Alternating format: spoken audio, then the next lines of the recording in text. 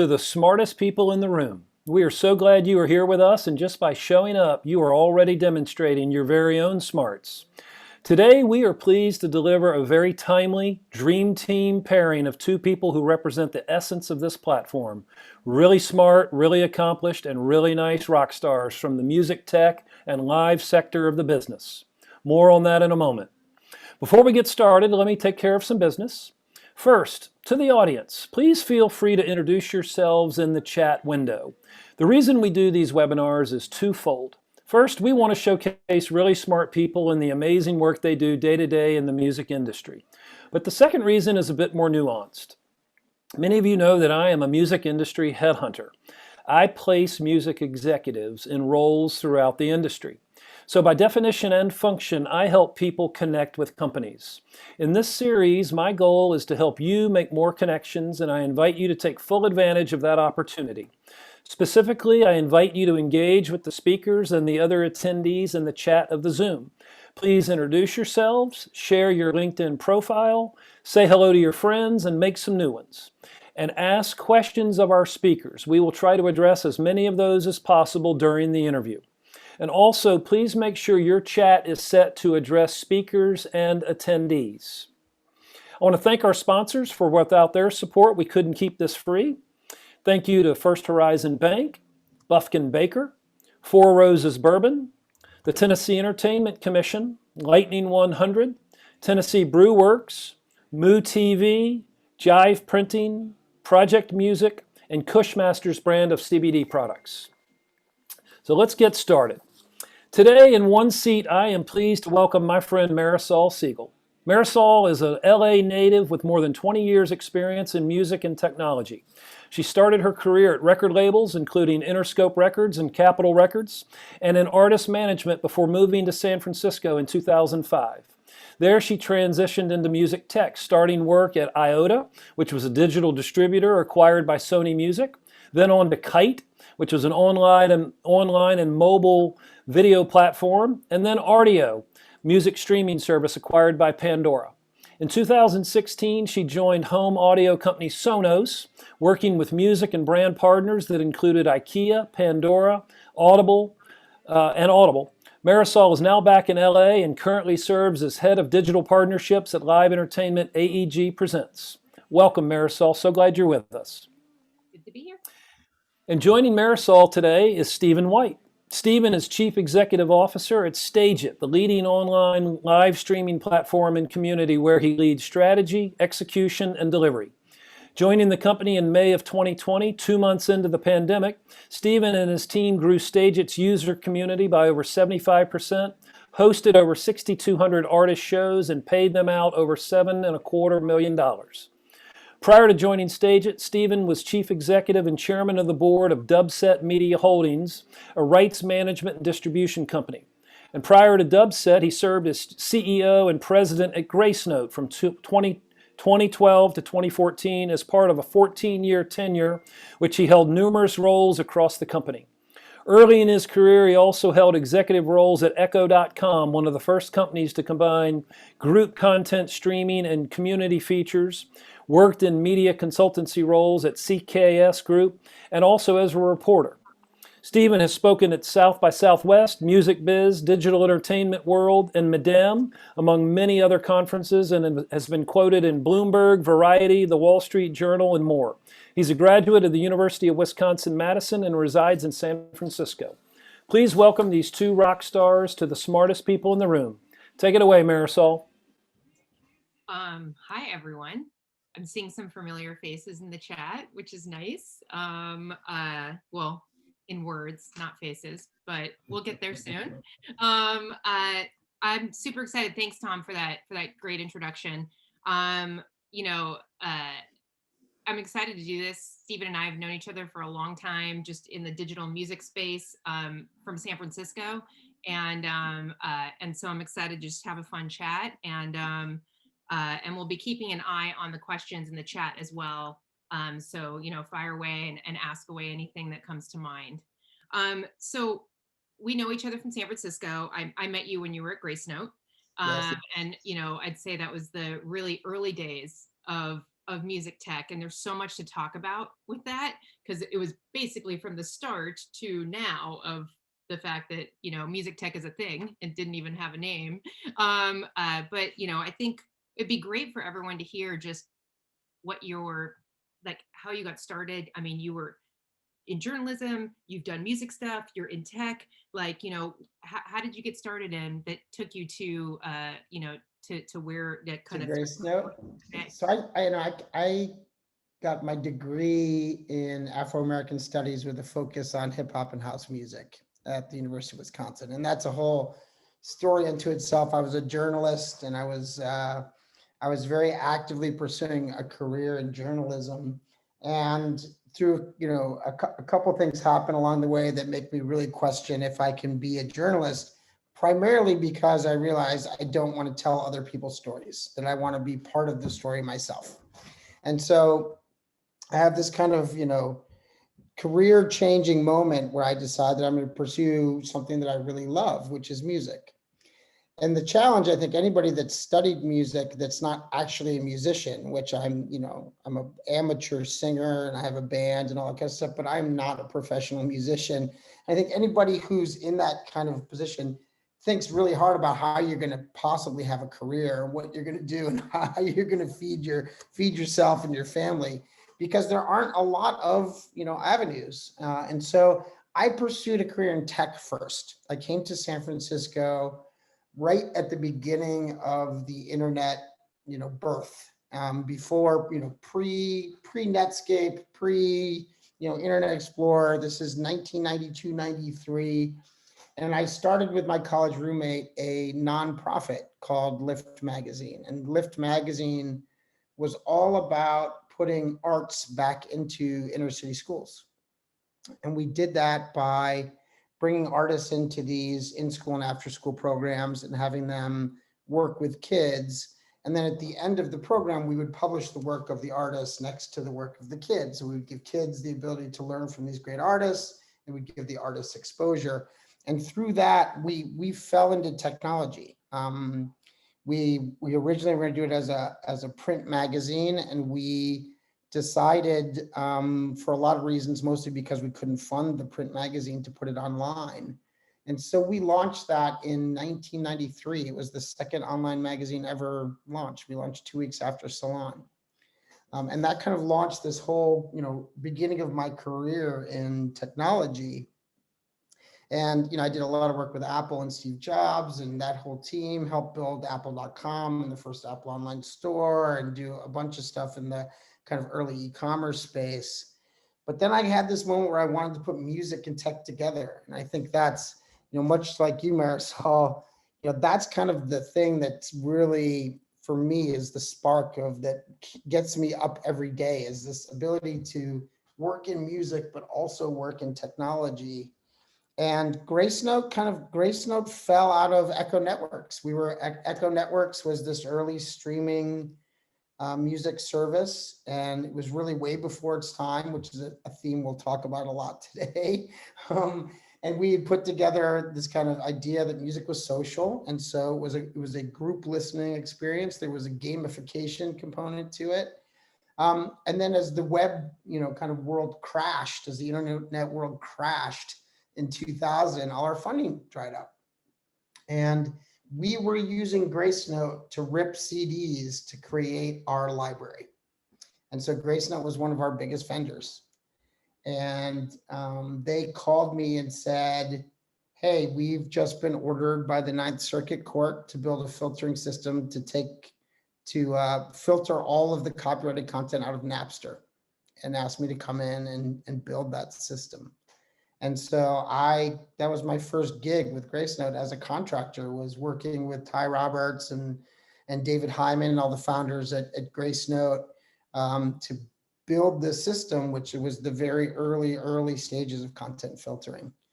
And then 14 years later, you know, I left as CEO. And there's a lot of history there. You're muted, Marisol. I don't know if you know that. It's such a habit for me to mute. Yeah, there's there's so much. Obviously technology is moving so fast now, and you look at like the first iPhone to the iPhone we have now, and there's just a lot of speed happening because Yeah.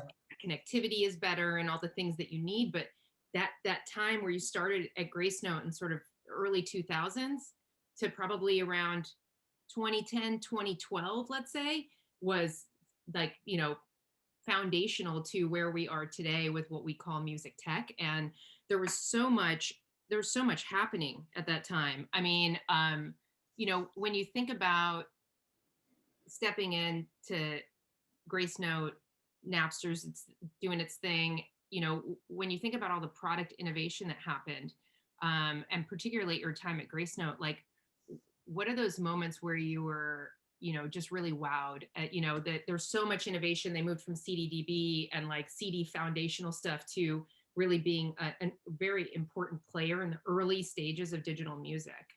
Yeah, there's a lot there to unpack. I mean, I think I was wowed when I first saw Napster because I was such a music fan, and just the Yeah. idea that I could get access to, and at that point, you know, much I think like a lot of the folks in the industry, we're all early kind of adopters of these things. So I was already using, Rhapsody. I was already, using these products, and I already saw this kind of future of streaming was coming.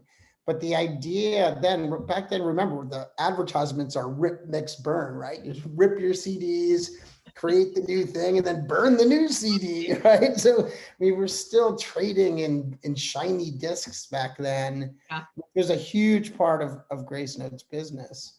But I think the couple inflection points for me, when we first, and Grace Note did a lot of work in automotive. And so a lot of the kind of ways that we were going to interface and interact with devices was a big part of what really was exciting for me.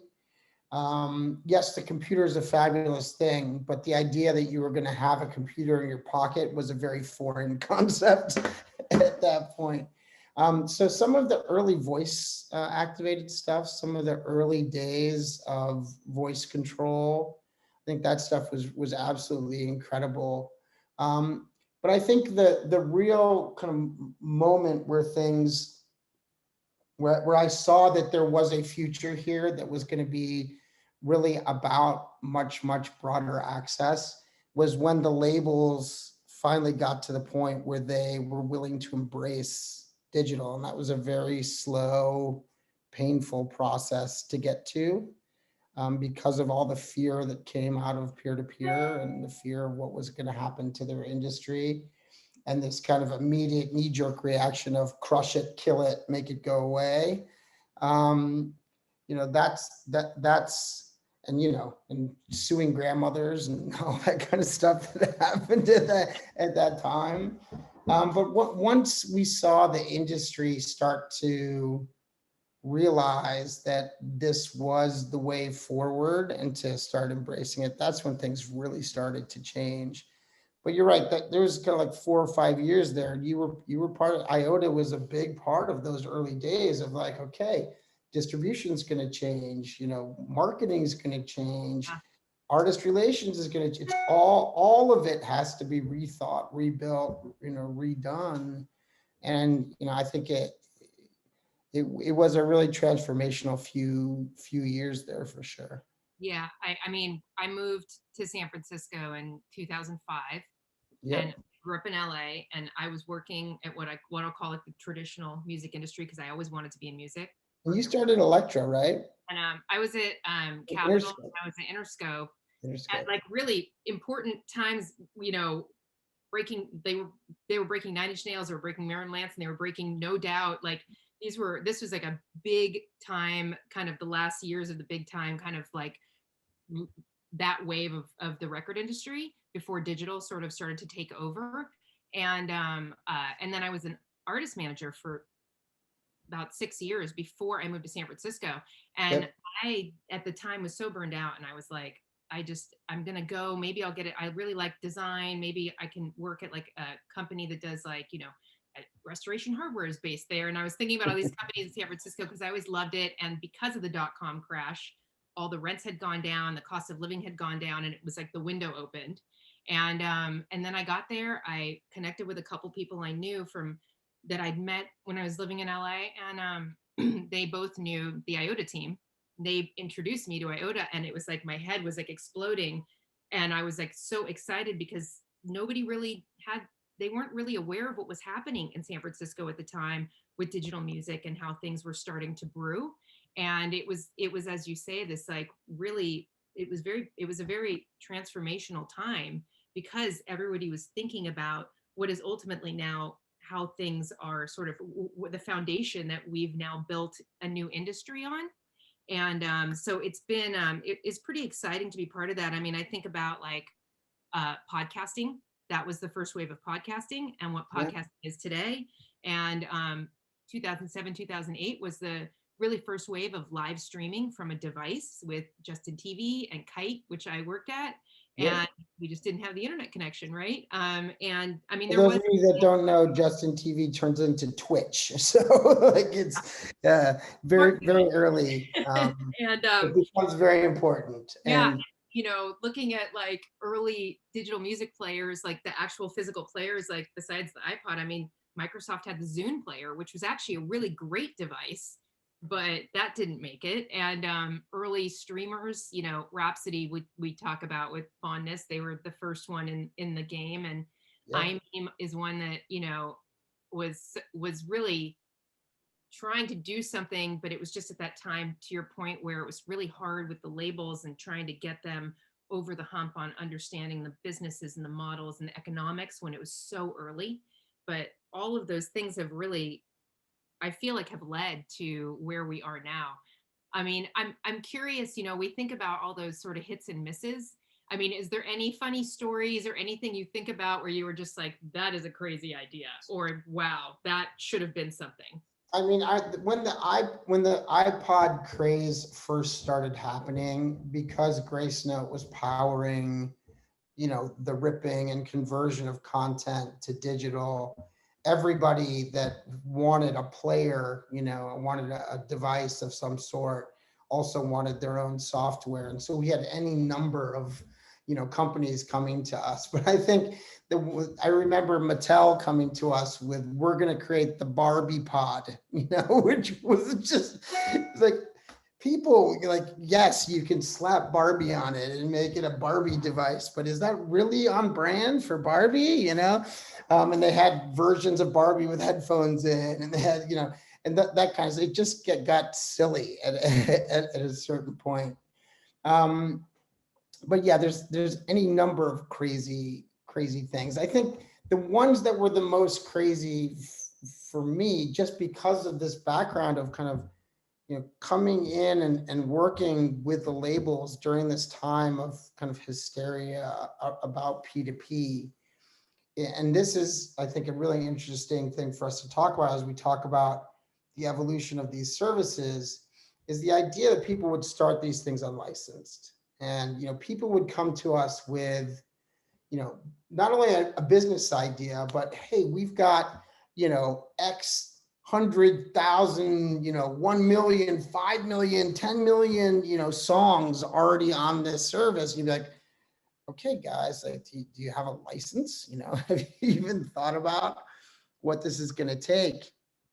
And, we saw so much of this happen with, people trying to follow the model of the ones that worked, that started unlicensed and got enough traction that they could convert to licensed. And that idea that model was somehow embraced by, innovators and tech folks across the globe to just say, we're just gonna thumb our noses at the rights components here and do it and hope that they don't crush us and license to us. And I think we all know how that ended up going with, 99% of the businesses that start that way end up getting sued out of existence. And most of those folks end up with, a tremendous amount of liability following them wherever they go. And many of those are great services. Many of those were much more innovative than the services that ended up making it. But, it really takes the blessing of the rights holders to go. And, we kind of learned that in a real serious way at Dubset when, we tried to license from everybody on the planet. And it's a really difficult process to go through, but without it and without the blessing of the content industry, it's very hard to make a service work, in a very successful way. Yeah, I mean, you're really, this sort of build it and they will come mentality was very much the kind of early tech mentality. And now, you really, if you really want to have a big moment, you got to put your marketing, you got to have your brand. But at that time, it was very much build it and they will come. I'm actually looking at the chat and there's some funny here. Michael Frick said the iTunes launch, Rick Mix and Berm was his first sync clearance job. David Weitzman worked at eMusic in the 90s when major labels view digital downloads as the devil, and this was pre-iTunes. Yeah, I mean, the Rio player held 20 songs. By the way, we did the Grace Note. We helped them with that Rio player, and they were so psyched to get to 20 songs. They were like, "We cracked it! No one needs more than one album at a time anyway." It's like, oh. That's I think what is so incredible about just that time frame as we move into that next phase, which I would say like what you were doing at Dubset and sort of the now thinking about like we have so many capabilities we didn't have it. They were just thinking about how to get to more than 20 songs at that time. And now we had like a whole ecosystem and a lot of revenue generation and a lot of different options that we'd moved through for digital music. And, I feel like, Dubset, I found Dubset super interesting because I'm such a huge fan of electronic music. We talk about that, since, with your background and your love of sort of house music and hip hop and DJ culture is such a big part of that. And I really loved what Dubset was trying to do, which was to figure out how to monetize DJ mixes, which was a huge challenge in terms of detecting the songs and paying out the rights holders. And what were some of your learnings on that adventure and how to help the DJ community? That's a great question. Thanks for asking that. And shout out to Vadim Brenner, who I think is in here, who helped build that entire thing from scratch. And we pounded our heads against a brick wall on that one for quite some time. It's widely viewed as one of the hardest problems in the industry and one that has yet to be solved. We got really damn close with that one. I think where we hope to be at some point is to the point where a creator can create whatever piece of content they want and not have to worry about all of the underlying complexity, because those of us in the industry know the underlying complexity is massive. There's all these different right types. There's all these different types of consents. If you add video or photography to it, you got sync, you've got all of these different things that you have to think about, which, keeps a lot of us working, but also makes it's just a really difficult problem. And so with Dubset, we were trying to do two things. One is we were trying to utilize audio fingerprinting as an enabler, not as a blocker. And audio fingerprinting is almost universally used right now in this kind of context of content filtering, right? And that's great. Content filtering is a kind of a necessary evil, and it's getting even more necessary now with things like Article 17 passing in the EU. That's going to require anybody who supports user-generated content to filter, which is a huge deal. But how do you use it as a way to enable content, and how do you use it as a way to make it easier for creators? And so we wanted to use audio fingerprinting to figure out what is a DJ using, in an hour-long and a 2-hour-long mix, in a 5-minute remix of a song, anything that's been changed, modified from its original form. What are the underlying sound recordings? What are the underlying masters that are being used there? And then the second thing we wanted to do, which was a really ambitious thing to attempt, was we wanted to do all the licensing. We said we will go out and license from every label and publisher in the world, and we will enable a full end-to-end platform to allow all of this content to be not only, identified and matched up to a rights database, but also cleared and enabled for distribution. And then we actually acted as the distributor as well and distributed the content out to Apple and Tidal. And it's probably still to this point one of the most rewarding things I've ever done in my career when we saw that first licensed DJ mix show up on Apple Music. And it was just like, okay, we've taken this content out of the darkness, into the light, and allowed it to be monetized in a way that all of the underlying content creators and the DJ are all getting, compensated for it. And so we got really close, 57,000 licenses with labels and publishers. We got the technology to the point where we were, right about 80% recognition rates, which is really tough because the DJs modify content, they speed it up, they slow it down, they do all sorts of, they scratch all over it. There's all sorts of fun stuff happening, but it makes it really difficult to be able to monetize it.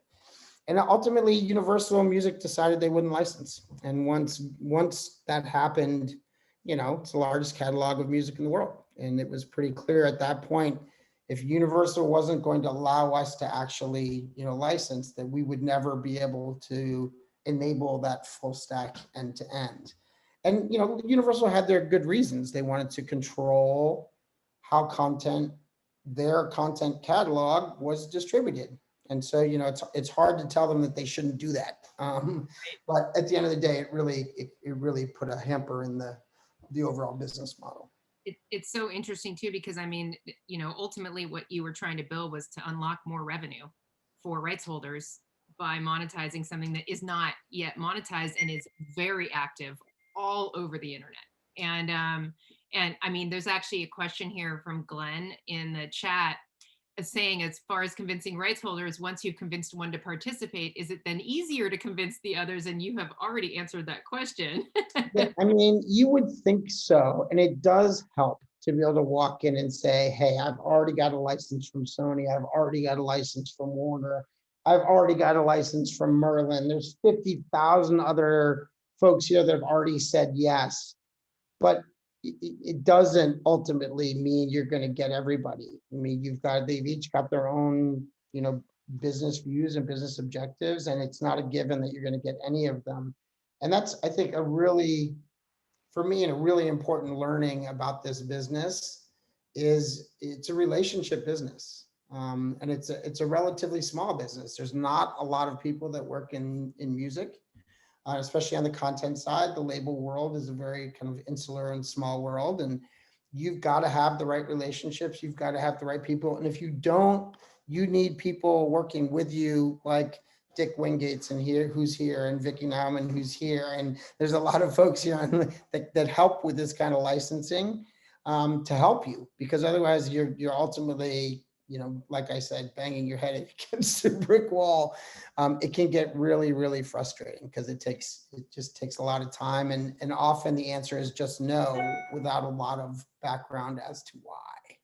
Yeah, I think, you talk about the community, and I think, when I joined, it was like IOTA, the Orchard, there was Iris, there was, a few companies trying to do digital music. There was some of the players of Grace Note. We were a small group, and a lot of us were really in the San Francisco area, and we were like a little family, really. And thanks to you, we were more of a family. And you should talk a little bit about, how did you start the mixers? Because those of you that don't know, Marisol started a get together that I think started pretty loosely. The first time I went, I think I was invited by Liz Moody to come, and you kind of walked in the room, and it was everybody who worked in digital music in the Bay Area was kind of all there, and it was one of the most successful networking events that I've ever been part of. And then Marisol started to do similar things at South by Southwest, which was a much more formal event. But how did that all start, and how did you decide to become such a great connector of people? What happened, and how did that all begin? I always call myself a connector.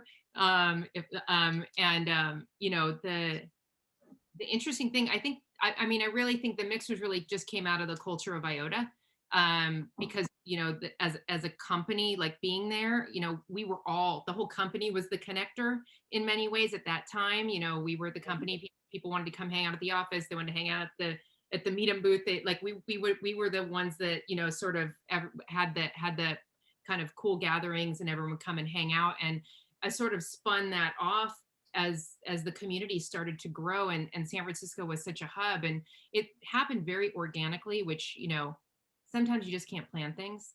And you know, it was just, you know, I think it was the perfect storm of the digital music community growing at that rate while we were sort of gathering people. So more people just started getting added, people started changing jobs, bringing more people in. It really was an organic growth, and the South by thing really spun out of that.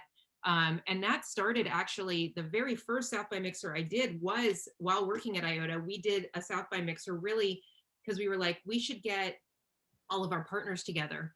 And, you know, we were working with all the podcasters and the bloggers and these sort of what I'll call promotional partners at the time, these services like High Five and iMeme and, you know, and MySpace, that were kind of bringing music in. And I was like, we should get them all together just to hang out and say hi. We're at this, like, all this at this event. And there was a Mexican restaurant across from Stubbs that's not there anymore, that was cheap, great spot, Yeah. didn't charge me, was like, hey, take this room. They brought out pictures, like, and we just tell people to come and meet up. Last FM, that's another one.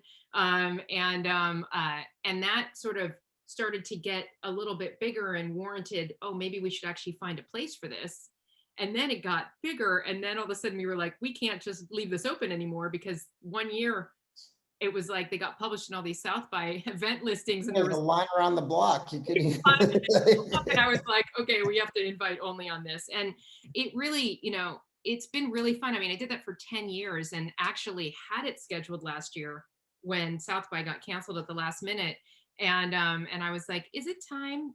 I had a 10-year run, and it seems like every year it just gets bigger and bigger. But again, Tom is nodding his head. Again, I think it's just the product of the fact that the community this is the music community now. And it is so, there's so many people from all over the world now. It's not just in San Francisco or just in, you know, the California area. I mean, it is every, like, many places across this country, across many countries now, have very vibrant or growing tech scenes and are doing cool things in music and entertainment. And so you know, it's been a lot of fun, and I feel like it's provided great value to so many people, which brings me joy, because that's one of the big reasons I wanted to do it. Yeah, it really, you know, all the chat is mixing, you know, jumping in, best event at South by. Really was and has been, I think, for anybody who works in the music industry and in tech, it is kind of it is the event, you know, and often the kickoff of South by for a lot of us. And you really kind of see everybody that you know there, which is awesome. It's a great way to just reconnect with everybody. But I personally hope you keep doing them. And I mean, if you need help, you let us know. There's a lot of people here who'd be happy to help you do it, because I really do think it's plays a really important role in the industry. That's actually been, I think, over the past couple of years, the thing that's been so cool is like how many people have been like, whatever help you need to keep this going. And so, yeah, I love hearing that. And I love just, again, hearing that how much value it brings. I feel like it's almost like I have an obligation to the whole community to keep doing it, because it's become such a mainstay for people to meet up now. Yeah. And I mean, there's so much to talk about there. But before we go on, tell us about your beard, because I know you have a great story, and I want to hear it because it's related to Dubset as we sort of move into the next wave here and talk about live streaming. I was told that at the beginning, guys, when we were preparing for this, I was asked if this was a COVID beard, because there's a lot of people who've grown, you know, just let their beard grow during COVID. And I explained that this is not a COVID beard. Every time I sell a company, I grow a beard, and I do that because I want my friends who know that I'm in this process to stop asking me, is the deal done? Is the deal done? Is the deal done? So I start to grow the beard as I think the deal's getting close to getting to completion.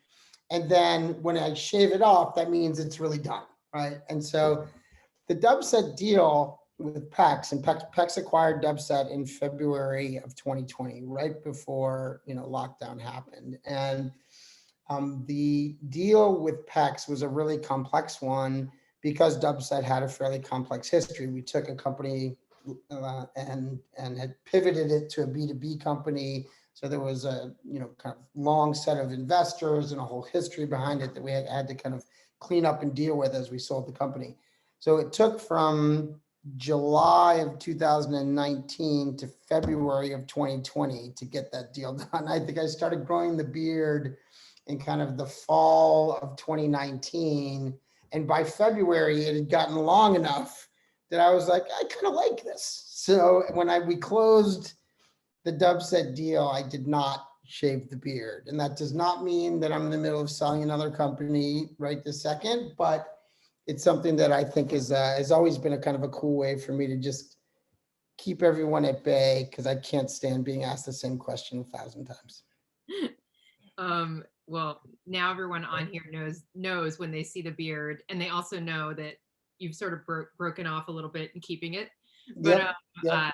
and I guess, I mean, that really, brings us to sort of, obviously we had a crazy year, all of us, and we are making it through. And in just before all of that kicked off, you and I sort of decided to transition to more of a live music thing. You, of course, remained on the sort of digital side, focusing on live streaming, which was really a perfect time given what started to happen due to COVID. And I went over to AEG Presents, which was really focused on physical events. And I was like, Yeah. time to transition. I did that because I'm such a crazy live music person, have always gone multiple concerts a week, like traveled around to many countries to go to festivals, like, for, as long as I can remember. And, it's the only industry I had never worked in, really, that I didn't really know. I was like, wow, I really don't know a lot about how this industry works. I just know that I like to go to shows. And so it's been exciting to learn about that. But, it's interesting, we both sort of transitioned at that time, and you've done over 600 shows at Stage It now. 6,000. We did 6,000 shows in 2020. That is a huge number. And I mean, was that like, obviously COVID has really, what happened really accelerated live streaming. We know live streaming's been around for a long time. It is not a new thing, although many people might think so, because people were like, what is Zoom, when that all started. But the Stage It was around and doing this way before, and thinking about how that technology could be used for artists and the value that it could bring to artists. And then we ended up with no shows, where it really just pushed forward like many years ahead in a short period of time.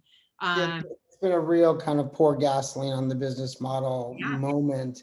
But I think those of us that have been part of this evolution of streaming have known this is coming. It's all been a question of when the bandwidth will get there, and when the education of both the artist and the fan will get to the point where real adoption happens. And thanks to Instagram and thanks to Twitch and a lot, the big networks adopting live streaming, enabling it so easily in their products, has been a huge part of educating the consumer that this is simple, this is easy, and has value.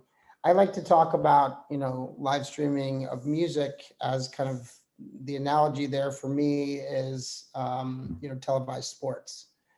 It's a very different experience. Watching a sports game at home on your couch is very different than being there, in the stadium as part of the event. And for those of us that are huge live music fans, I'm the same as you, multiple shows a week, travel over the world. Any chance I get to be kind of in the room, I take. But it's different. And that doesn't mean that it's, better or worse. It's just different. And I think what's been really awesome for us at Stage It, as we've kind of enabled this for so many artists across the globe through COVID has just, as they start to realize what's the art of the possible, it's like, wait a minute, like I can, yes, live stream my show, but I can also live stream like my pre-show backstage or my sound check or my post-show on the bus or whatever it is.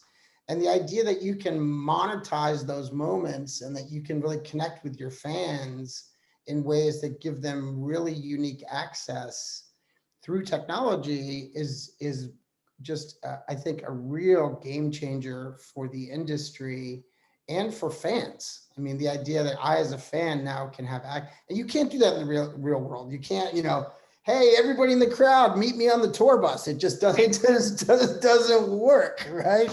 But you can do that now. And so it's been really amazing. I think the future, the phrase I use so much now is the future is hybrid. Hybrid. It's live and live streaming. They will live together, and they will live together in ways that I don't think we even know at this point. We're so focused right now on just making the show part available.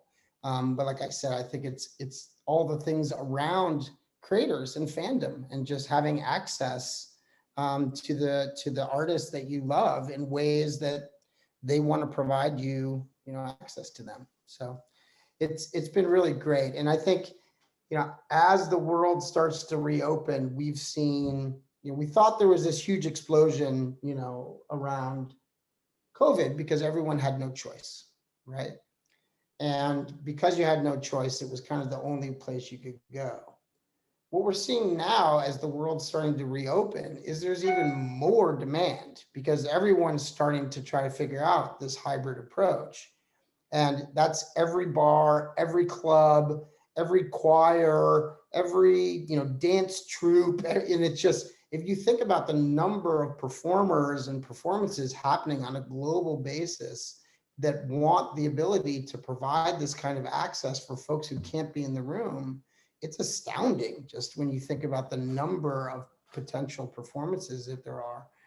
And then the other thing that I'm really a big advocate for and also a big believer in is, there's a lot of folks that aren't comfortable being in a huge stadium. They have social anxiety, or they just don't like being in crowds. They're uncomfortable. They don't feel, and they've either been forced to be uncomfortable to go to these shows, and hold the wall up, and I have a lot of friends who are like, I'm going to leave you here and I'm going to come back and check on you because I know you're not coming into that with me. Right. But those folks all have access now, and folks who are differently abled and, folks who are in wheelchairs, it's just, it provides access in ways that we've just never had before. And I think, you see this in being in the live music industry. The ticket prices for live have gone just through the roof. And so the other thing that this does is it provides a bit of a, equalizer here for folks who can't afford to go to 3 shows a week, 5 shows a week, but they can stream them, and the price that we're charging for streaming stuff is typically much less than it is to go to the real show. Again, back to that sports analogy of, watching it on the screen, it's going to be different, but you're going to have access. Yeah, I'm a big believer in live streaming, and having worked at Kite, they were like really the first ones doing Way early full live streaming from this Nokia N95 phone. Yeah. And I remember going in for the interview, and they were like live streaming me on the computer while they were talking to me, and I was just like, what is happening? But the consumer technology wasn't there yet. But and it still has a ways to go. It's not quite solid yet, but it's solid enough now that, to your point, that adoption from the bigger networks is so critical, just like what music streaming was early on. Everybody sort of getting in the water together and trying to rise the tide together is really important to the adoption of the new technology, and people just being aware that it is something that they can do. And I think hybrid is, to me, such a big opportunity, because there is a lot of people who can't go to shows. Yes, maybe they don't want to go to shows, the venue, they don't want to be crammed, but they might not have the money. And that I believe that that in-person experience is really, it's a premium experience. It's going to cost more money, but this really opens up to people who can't have access. Maybe they don't live anywhere near a venue. Maybe Yeah. they're fans in, you know, another country that band is never going to tour in, and now they can actually see the band play a show. Yeah. It's It's huge. I mean, so I've only been to the Bluebird in Nashville, Franklin, once in my life. I've stood in line at least 3 or 4 times to get in there and not gotten in. And the one time I got in, it's amazing because it's kind of this church of songwriting. And it was a really amazing experience to be there. But I've been able through Stage It, we're streaming all the Bluebird shows. I've been at the Bluebird 25 times in the last 4 months. And it's more than I've ever, had the opportunity to go, in real life. And so, we're streaming stuff from South Africa. I've never been to South Africa, but I've loved the music. I've loved being able to experience it. So it just opens up for performers. It gives them access to a much larger fan base. For fans, it gives them much easier access to content. And I think it feels very much, while we've been doing this for a while and things, like Kite and Justin were very early and revolutionary. Like a lot of these things we've been talking about, like, yes, Rhapsody was fantastic when we were the only 1,000 people in the world that were on it, but when it gets to the point where there's mass adoption, and really mass adoption by the creator community, I think that's where it just gets so exciting, because we're at the beginning. It's at the very early days of how this is going to evolve. Yeah, So. and I mean, the monetization of this is really the new thing that changed during COVID, was because there was no live music and artists needed to figure out that was their main revenue stream. That was really when we unlocked the awareness that you can actually monetize in different ways. It's tipping, it's tickets. I mean, there's merch. I mean, there's a lot of ways that artists are learning to monetize in this medium. I would be remiss if I didn't talk about the challenges that are upon us in trying to get to the next phase. And it really, for me, feels like that's around the costs of doing a quality show, and not just like, setting up a single robotic camera in the corner and not having a great show. And also the licensing challenges that go along with wanting to do things globally, and possibly needing to have replays, because maybe you want to reach fans in Asia, but your live show is at 8 p.m. in LA. Like, how are they going to watch it? Yeah. And we at Stage It, we've kind of avoided a lot of that. We haven't done replay. We don't make shows available after the performance. It's a one and done model. It's live. And if you're just like a live show, if you're there, you're there. If you're not there, then you've missed the show. And yes, that means that folks have to really be thoughtful about how they do it. And, there's performers on our platform that will perform 4 or 5 times a week, because they do one at a Europe friendly time, one at an Asia friendly time, one at an East Coast prime time, one at West Coast prime time. And I think that's a model that is interesting and works. But you're right, there's still challenges here. I will say the licensing is orders of magnitude easier. Licensing from PROs for live performance. We still have some things to figure out with regards to the use of sound recordings and sync and some of those other things that require a broader set of licenses. But I'm pretty excited about it. I think the monetization piece also, you're starting to see new models evolve with subscription. Bands in Town did the first one there. I thought that was really interesting. I think that's been a really interesting approach to allow for fans, especially super fans, to subscribe to an artist and get access to all their content. Because we all know the subscription models are exciting from a business perspective, because it's this recurring revenue that you can count on kind of over and over again. I think the other thing that we've all got to really be thoughtful about in the industry too is what's happening in the world of video games and gaming, and what live performance in the metaverse means, and all of the things around that with, virtual merchandise and virtual experiences. There's a ton there. And we're really excited about that space. We think that's pretty awesome.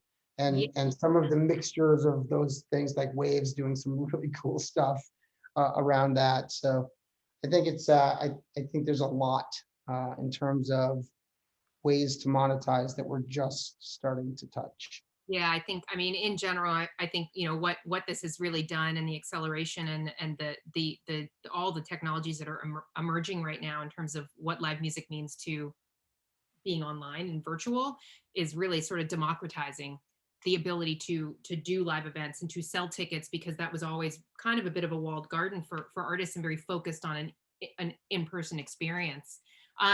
There is some questions here, and I know we're sort of running on time. Arlene is asking, what about spatial? Tiered ticketing, more realistic experiences, high res? Like, how do you think about those things as they come into play for live streaming? I think they're all really interesting. We've had a lot of folks, approach us around, hey, we've got virtual models of various, venues. We want to allow these kind of more, realistic experiences that isn't just somebody sitting on a couch, right, or sitting in their studio. We've done some things there that are pretty cool. We had a band called Dirt Wire performing from a virtual mushroom, that kind of stuff. That's pretty cool. It's just a broader canvas for the artist. It's a way for creators to be able to really expand what they're doing. Like, yeah, sure, you can always create a stage experience, but you're dealing in the physical world. It's a stage. I mean, it's got to be flat because people have to stand on it. You have to be able to put things like drum kits on it and not have them fall over. And in the virtual world, you have a lot more ability to abstract that all away and create something that's really unique to your performance. So you can really create in ways that you can't in the real world. And I think that stuff's all coming. It's all very exciting. It's going to take time for those technologies to evolve. I'm not a big believer that the world is ready to be wearing headsets and goggles and watching concerts. Yeah. I think we're still a ways away from the technology being good enough that I can just watch it on the screen and have it work. But I think that's when it gets there, that's when it's really going to be exciting. Yeah, I mean, I've done my fair share of VR stuff, and people are really trying to do some innovative stuff. The most innovative stuff still needs to be tethered to like a high powered gaming computer. There has been some interesting things happening in headsets that can be supported by like an Oculus. But to your point, it's still a challenge for me. Like the size of the gear that you have to put on your head. It's the gaming community, and I get it for immersive games and for maybe short form. But it feels more like a gamification play, at least right now. And you can do so much in 2D. To your point, you mentioned Wave as an example, or what's happening with Roblox and Fortnite in terms of virtual and how it connects to like a live music experience. What do you feel like when you think about where live streaming is going? I mean, I know you talk about subscription, and we've already seen bands in town really being the first to kind of step out and try and build some sort of subscription model around live music. Yep. Where do you think the next kind of 12 to 18 months is going to be for live streaming?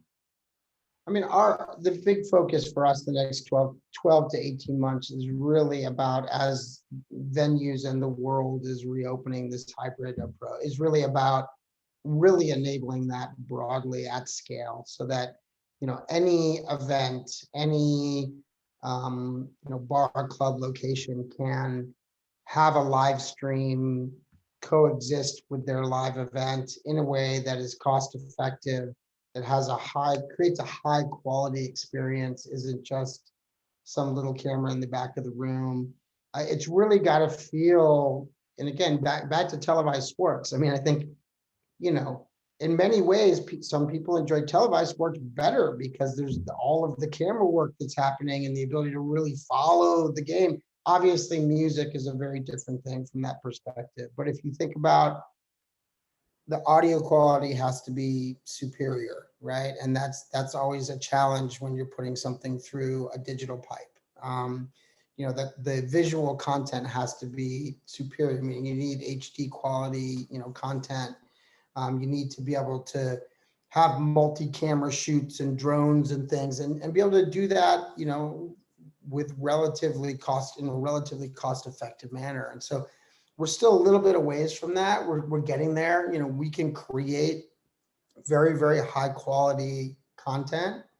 But with every show we do and every one that we do, we learn something new, and we learn ways, and we thought we had it all down, and then all of a sudden they put people back in the room, and it's like, oh man, now you got people in the way, like, and you've got crowd noise, and you've got all these things. So there will be some learnings here still. The next 12 to 18 months will still be about really getting that experience great, enabling it across the globe. So it's not just, a Western Europe, US, Northern Asia set of capabilities. We're really excited to be working in Africa. First ticketed live streaming, company that's live and up and running in Africa. The thirst for content in South Africa and Nigeria. These are huge music markets. They love content, and they all, want to be able to access it through the computer they carry in their pocket. So I think international is also a huge part of what you see over the next 12 to 18 months. Yeah. No, I agree. And I think, I mean, the one thing that we can feel good about is that we're in such a fast moving technology world now, where, I mean, literal innovation is happening in months and not years now. And those challenges that you're talking about of creating a high quality, cost effective event, like those are technology challenges that they'll be solved by technology solutions. Because there is already great camera ops people, and there is already great cameras, but it's the live streaming technology to live, having solid internet, and ways to automate or use AI to create more compelling, lower cost productions. That's all. There's so much of that happening right now, and I'm excited. I think in the next 12 to 18 months, we're going to see a lot of movement in those areas, because everyone's trying to figure out how to solve that problem right now. Yeah, I agree 100%. I'm really looking forward to it. And, I think it's going to be really interesting to see what AEG and some of the big folks do, and I don't know if you can talk at all about that, but what do you think the next 12 to 18 months look like? I mean, I'm a big believer in hybrid. I think that, being able to, and look, it's not, what I'm not a big believer in is that every show, every band, every show is going to be a live stream. Like, Sure. if band's on tour, what is that one show that they're going to want to make available to fans around the world? I think that the hybrid model and the ability for people to be able to watch those moments globally, I think is that's where we're headed. And I know, there's times where I'd love to go to a show, but just I got an early morning meeting, something's happening, and I can't get there. And to be able to watch that, like, as a fan, that's who's going to buy those tickets, just because those are the same fans that are buying tickets to a concert. It's no different, really. It's about access and opportunity for more people.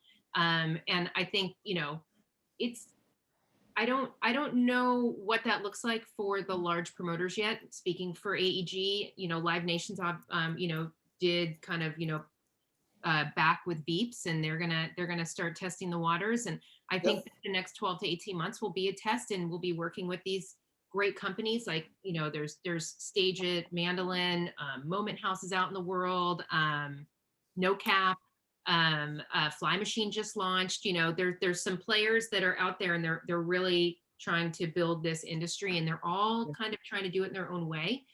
So I think it's really going to be about a partnership, and really about all of us working together and rising tides over the next 12 to 18 months to figure out how to get more consumer adoption and use this technology and get creative.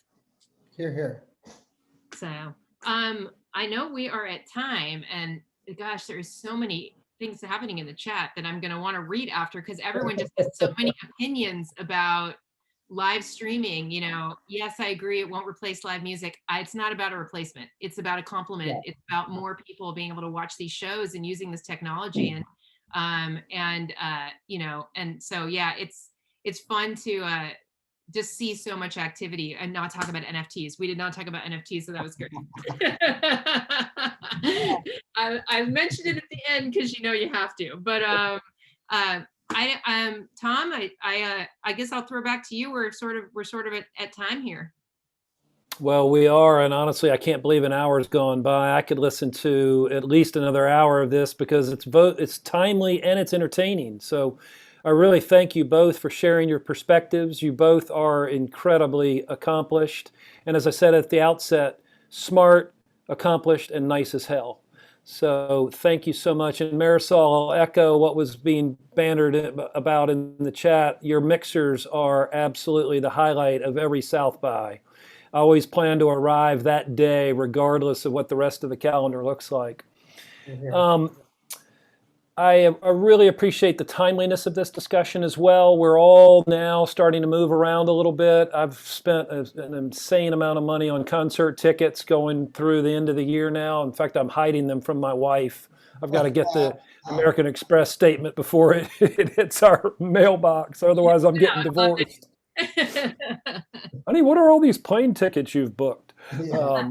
But nonetheless, I really appreciate the work that you both are doing. Keep it up. To the audience, thank you for your participation here. We'll be back on Thursday with another couple of British rock stars. Ralph Simon comes back in the host seat, and he's going to be interviewing Gary Blackburn. So Google him, and you'll enjoy that one. That's Gary with 2 R's, folks. With that, I'm going to say thank you. Stay healthy, be nice to each other, and if you haven't been vaccinated, God damn it, get a jab. See you later, folks. Thanks, everybody.